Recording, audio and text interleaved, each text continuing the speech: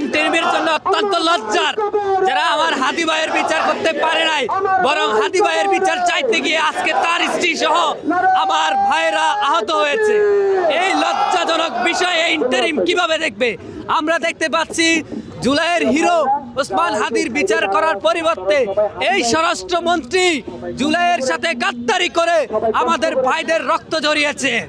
আজকের এই রক্ত ঝরার মধ্য দিয়ে বাংলাদেশে নতুন করে নির্বাচনকে কেন্দ্র করে এই হাসিনার যে শক্তি, ফ্যাসিবাদী শক্তি রেখে যাওয়া, তারা নতুন করে একটা ফায়দা তৈরি করতে চাচ্ছে। আপনারা জানেন আমার হাদি ভাই শুধু একটা কথা বলে গিয়েছিল, তার হত্যার যাতে বিচার হয়। আর এই হত্যার বিচার যদি বাংলাদেশে না হয় তাহলে খুনের যে রাজনীতি সেটা অব্যাহত থাকবে। আমরা সরকারের কাছে অনুরোধ করব, আপনারা দ্রুত জাতিসংঘের সহযোগিতা নিয়ে ওসমান হাদি হত্যার বিচার করুন, নয়তোবা বাংলাদেশের জনগণ আপনাদেরকেও লাল কার্ড দেখাতে বাধ্য হবে। আজকে যমুনার সামনে ইনকেলিব মঞ্চের সদস্য সচিব আমাদের আব্দুল্লাহ আল জুবাইর ভাই এবং ফাতেমা তাসনিম জুমার উপর হামলার প্রতিবাদে নোয়াখালী আজাদী মঞ্চের পক্ষ থেকে আজকের এই ব্লকেট কর্মসূচি।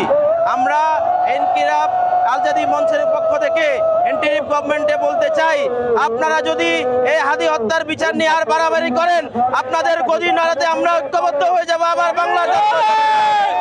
আমরা আমাদের ইন্টারিমের অপদার্থ স্বরাষ্ট্রমন্ত্রীকে বলতে চাই, আপনি যদি আর বাড়াবাড়ি করেন আপনার পরিণতি হাসিনার থেকেও খারাপ হবে। আমরা বলতে চাই, আর হাদি হত্যার বিচার নিয়ে আর বাড়াবাড়ি করবেন না। হাদি হত্যার সঠিক তদন্ত করেন, জাতিসংঘকে এই তদন্ত করার সুযোগ দেন।